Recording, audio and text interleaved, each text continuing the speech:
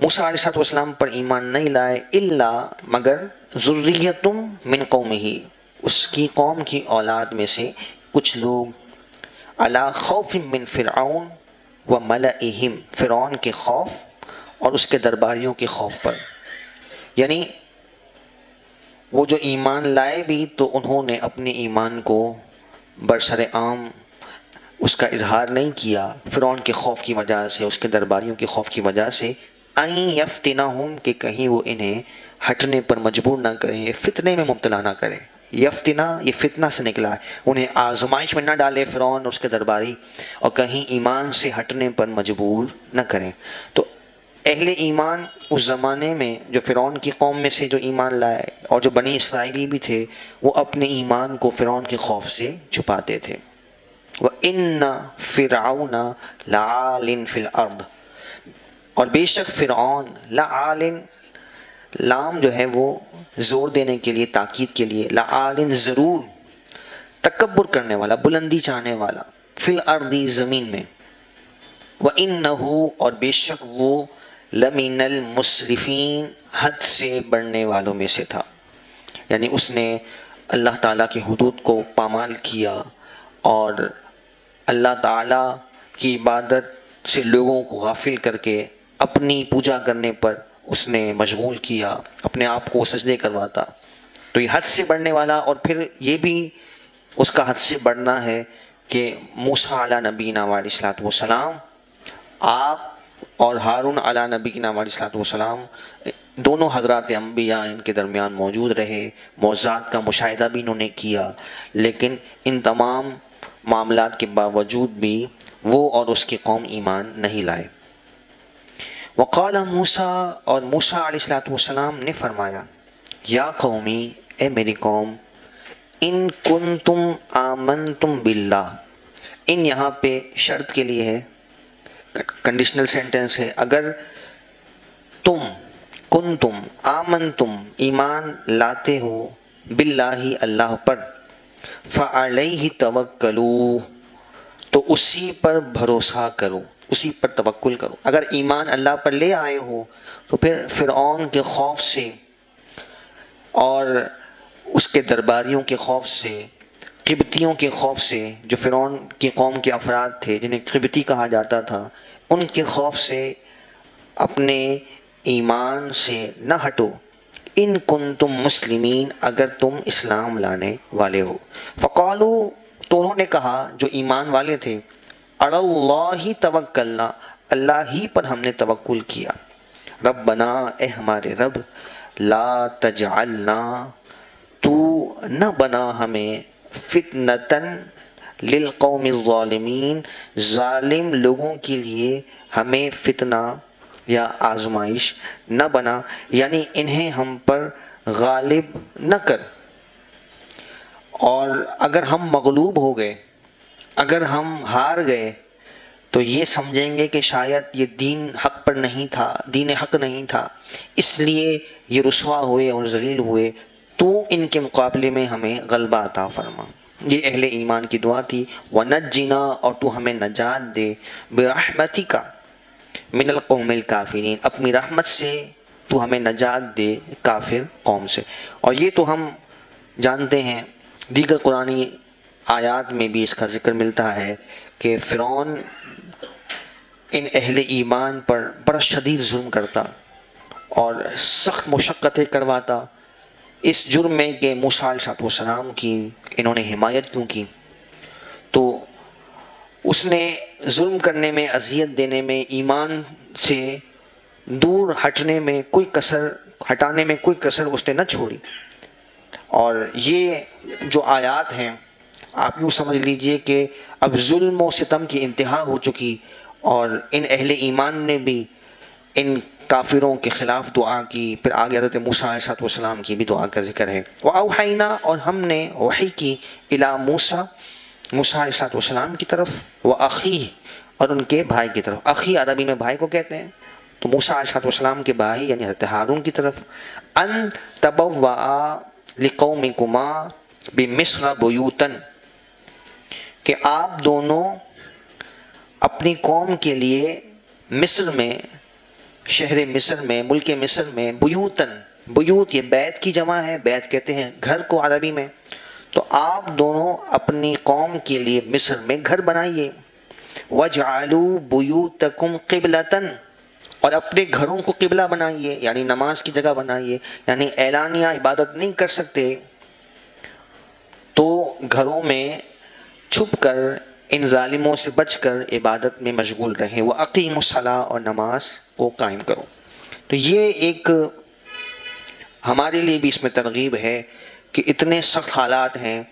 کہ ایمان کا اظہار کرنے پر جان جانے کا خطرہ ہے، عبادت کرنے پر جان جانے کا خطرہ ہے، لیکن پھر بھی عبادت اور بالخصوص نماز جیسے فرض سے خلاصی نہیں ہے، اور جان کا خطرہ ہے تو اس کا متبادل شریعت نے دے دیا کہ اعلانیہ نہیں پڑھ سکتے، گھر میں پڑھ لو۔ اگر صحت اجازت نہیں دیتی اور بندہ یہ سمجھتا ہے کہ میں کھڑے ہو کر قیام نہیں کر سکتا، سجدہ نہیں کر سکتا، تو بیٹھ کر پڑھ لے، اور بیٹھ کر نہیں پڑھ سکتا تو لیٹ کر پڑھ لے، لیٹ کر نہیں پڑھ سکتا تو اشارے سے پڑھ لے۔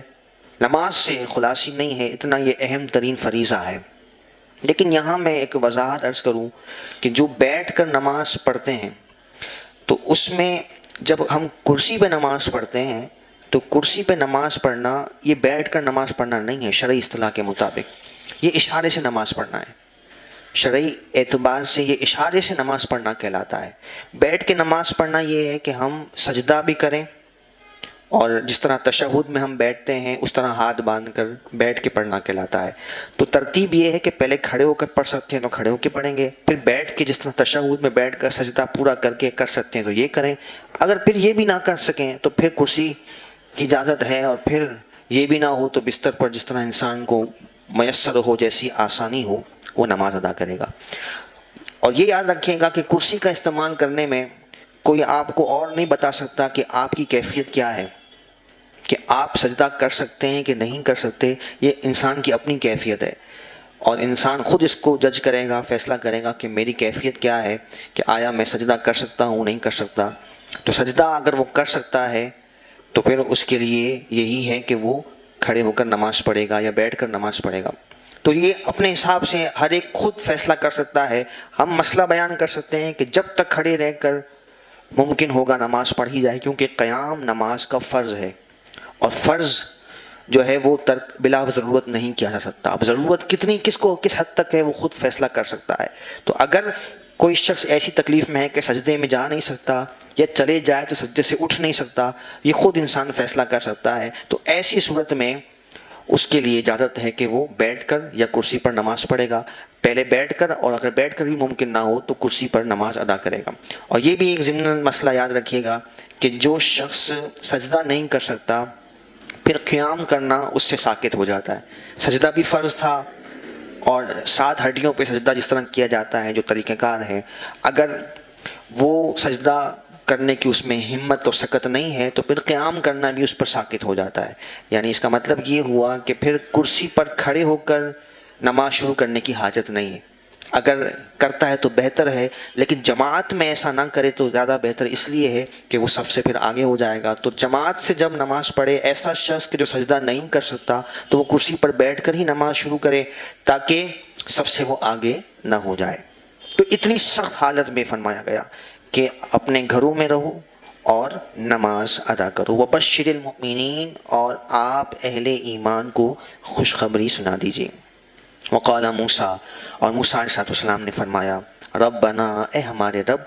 انکا آتیت فرعون وملأہ زینۃ۔ اب یہ دیکھیے موسیٰ علیہ السلام کی دعائے جلال ہے، کتنے سخت الفاظ میں موسیٰ علیہ السلام نے ان کفار کے لیے دعائے ضرر فرمائی۔ فرمایا، اے ہمارے رب، انکا آتیت فرعون، بے شک تو نے عطا فرمائی فرعون کو، وملأہ، اور اس کے درباریوں کو، زینتاً، آرائش اور زیب و زینت کا سامان، عیاشی کا اور آرام دہ سہولتوں والا ساز و سامان ان کے پاس، دنیاوی مال و اسباب موجود ہے، واموالاً، اور مال، فی الحیات دنیا، دنیا کی زندگی میں۔ ربنا، اے ہمارے رب، لیضلوا عن سبیلک، اس لیے کہ تیری راہ سے یہ بہکا دیں۔ اب یہ مال ان کو مل گیا تو یہ طاقت میں اپنے آپ پر اتنے گھمنڈ میں اور غرور میں مبتلا ہیں، اتنا تکبر ہے کہ نہ تو صرف خود ہدایت سے دور ہیں، گمراہ ہیں، بلکہ یہ دیگر اہل ایمان کو بھی ہدایت سے گمراہ کر رہے ہیں۔ ربنا، اے ہمارے رب، اطمس علی اموالہم واشدد علی قلوبہم، تو ان کے مال کو تباہ و برباد فرما۔ جس مال پہ ان کو گھمنڈ ہے، جس مال پہ ان کو غرور ہے، تو ان کے مال کو تباہ و برباد فرما۔ واشدد علی قلوبہم، اور ان کے دلوں کو سخت کر دے۔ فلا یؤمنون، تو وہ ایمان نہ لائیں، حتی یروا العذاب العلیم، یہاں تک کہ دردناک عذاب کو نہ دیکھ لیں۔ یہ دعائے ضرر، دعائے جلال موسیٰ علیہ السلام نے کب فرمائی؟ کہ جب آپ نے ہر طرح سے ان کو سمجھا لیا، توریت کا نزول ہو گیا اور معجزات کا ظہور ہو گیا، ہر طرح سے ان فرعونیوں کے لیے ہدایت کا سامان مہیا کر دیا گیا، اور ہر طرح سے ان کو سمجھایا گیا، نرمی سے، سختی سے، اور معجزات سے، مثالوں سے اور دیگر واقعات سے اللہ تبارک و تعالیٰ نے مختلف نشانیوں کے ذریعے سے ان کی ہدایت فرمائی۔ لیکن جب وہ نہ مانے تو حضرت موسیٰ علیہ السلام ان کے لیے دعا فرمائی۔ قال، اللہ نے فرمایا، قد اجیبت دعوتکما، آپ دونوں حضرات کی دعا قبول کر لی گئی۔ دونوں حضرات میں موسیٰ علیہ السلام اور آپ کی بھائی حضرت ہارون، جنہوں نے ان دعاؤں پر آمین فرمایا تھا۔ تو دعا پر آمین کہنا بھی دعا کرنے کی طرح ہی ہے۔ تو فرمایا تم دونوں کی، یعنی آپ دونوں کی دعا قبول ہوئی۔ فاستقیما، تو آپ دونوں ثابت قدم رہیں، یعنی دین کا پیغام پہنچاتے رہیں۔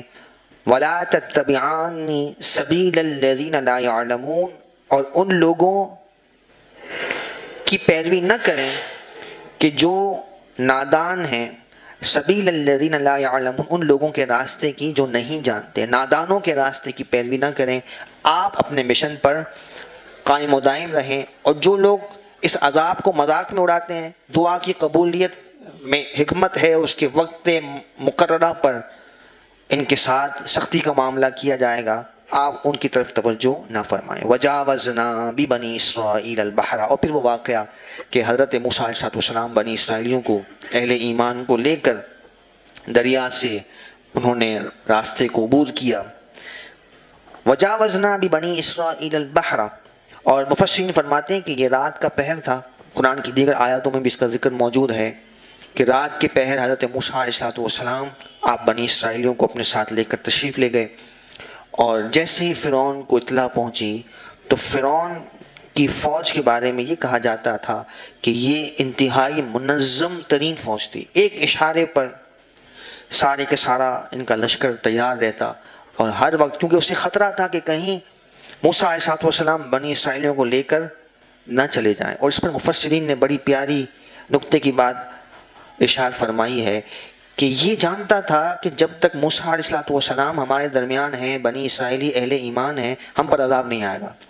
اگر یہ ہم سے چلے گئے تو پھر ہمارے عذاب کا وقت قریب آ چکا ہوگا۔ تو اس نے اپنی فوج کو ہر وقت تیار رکھا تھا کہ یہ بنی اسرائیلی یہاں سے جانے نہ پائیں، موسیٰ علیہ السلام یہاں سے کوچ نہ کریں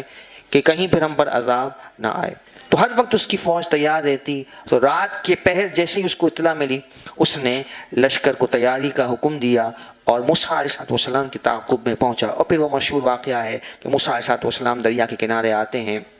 اور آپ نے وہاں دریائے نیل میں اپنے عصا مبارک کو ڈالا۔ اللہ رب العزت نے 12 راستے بنائے، اور وہ 12 راستے 12 قبیلوں کے لیے تھے، بنی اسرائیلیوں کے، اور وہ بڑی آسانی کے ساتھ دریا کو عبور کر گئے۔ اور یہ بھی روایات میں ملتا ہے کہ فرعون کنارے پر کھڑا انتظار کر رہا تھا، اور اس کی جرت نہیں ہو رہی تھی کہ وہ آگے بڑھے، کیونکہ وہ جانتا تھا کہ موسیٰ علیہ السلام اللہ کے نبی ہیں اور ان کے ساتھ خصوصی تائید ربانی ہے۔ اگر میں گیا تو میرے ڈوبنے کا خطرہ ہے۔ وہ کنارے پر کھڑا جو ہے وہ انتظار کرتا رہا، اور پیچھے سے اس کا لشکر جو کہ ہزاروں کی تعداد میں تھا، اس کا دباؤ بڑھتا رہا۔ اللہ رب العزت نے حضرت جبریل امین علیہ السلام کو بھیجا، اور آپ نے اس کے گھوڑے کو ہانکا، جس طرح ہم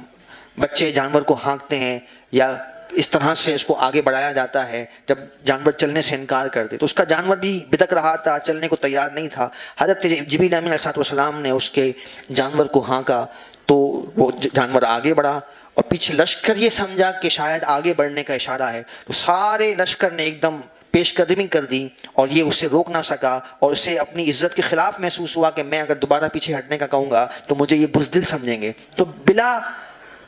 بلا مطلب نہ چاہتے ہوئے بھی، بغیر خواہش کے، نہ چاہتے ہوئے بھی وہ اس دریا میں جو کہ اس وقت خشک ہو چکا تھا، راستے بن چکے تھے، وہ اتر گیا اور پھر دریا کے جب عین درمیان میں پہنچا اس کا ذکر فرمایا وجاوزنا ببنی اسرائیل البحر، اور ہم نے بنی اسرائیل کو بحر دریا پار کرایا، فاتبعہم فرعون وجنودہ، تو فرعون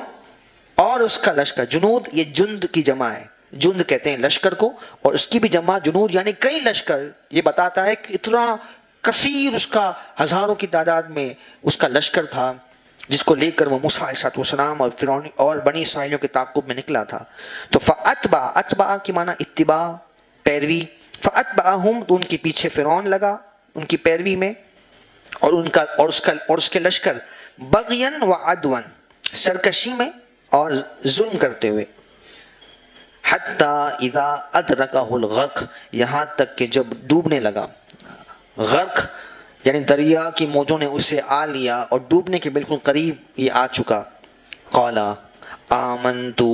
انہ لا الہ الا الذی آمنت بہ بنو اسرائیل، میں ایمان لایا بے شک اس پر کہ جس کے سوا کوئی معبود نہیں جس پر بنی اسرائیلی ایمان لائے، وَأَنَا مِنَ الْمُسْلِمِينَ اور میں مسلمانوں میں سے ہوں۔ بار بار اس نے اپنے ایمان کا اظہار کیا، 2-3 مرتبہ اس نے ان کلمات کا تکرار کیا، ایک تو آمنتو کہا کہ میں ایمان لایا، پھر آگے وَأَنَا مِنَ الْمُسْلِمِينَ اور میں اسلام لایا، لیکن اس وقت کا ایمان لانا، اسلام لانا قابل قبول نہ ہوا، کیونکہ جب عذاب کے فرشتے آ جائیں، عذاب سامنے آ گیا، تو اب یہ ایمان اختیاری ایمان نہیں ہے۔ ایمان کا لطف ہی یہی ہے، اس کا حسن ہی یہی ہے کہ ایمان بالغیب ہے، بغیر دیکھے، اللہ کے عذاب کو نہیں دیکھا، رب کو نہیں دیکھا، ثواب کو، جزا کو، عذاب کو نہیں دیکھا، اور رب کے حکم پر، اس کے انبیاء کے حکم پر اللہ رب العالمین کی وحدانیت کو قبول کر کے اور اسلام کو، دین کو قبول کر کے سر تسلیم خم کر دے، یہی ایمان ہے، یہی ایمان کا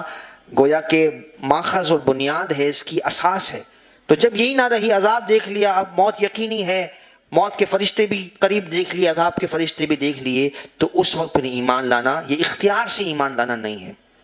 تو ایمان دل سے تصدیق کا نام ہے، اور یہ زبردستی جو ہے وہ عذاب کی صورت میں اس نے ایمان کو قبول کیا جو کہ مسترد کر دیا گیا۔ قرآن کیا کہتا ہے؟ الآن، اب ایمان قبول کیا، وقد عصیت قبل، اس سے پہلے وہ نافرمانی کرتا رہا، سرکشی کرتا رہا، اور اس نے ظلم و ستم کی انتہا کر دی، موسیٰ علیہ السلام کی توہین کی، اللہ کے مقابلے میں کھڑا ہو گیا معاذ اللہ۔ وَكُنْتَ مِنَ الْمُفْسِدِينَ اور تو فساد کرنے والوں میں سے تھا، زمین پر فتنہ کیا، فساد کیا۔ فَالْيَوْمَ نُنَجِّيكَ بِبَدَنِكَ تو آج کے دن ہم تیرے جسم کو، بدن کو، بِبَدَن اردو میں بھی یہ لفظ ہم بولتے ہیں، عربی میں بھی اس کے لیے یہ لفظ آتا ہے، فَالْيَوْمَ نُنَجِّيكَ بِبَدَنِكَ تو آج کے دن ہم تیرے بدن کو، جسم کو باقی رکھیں گے۔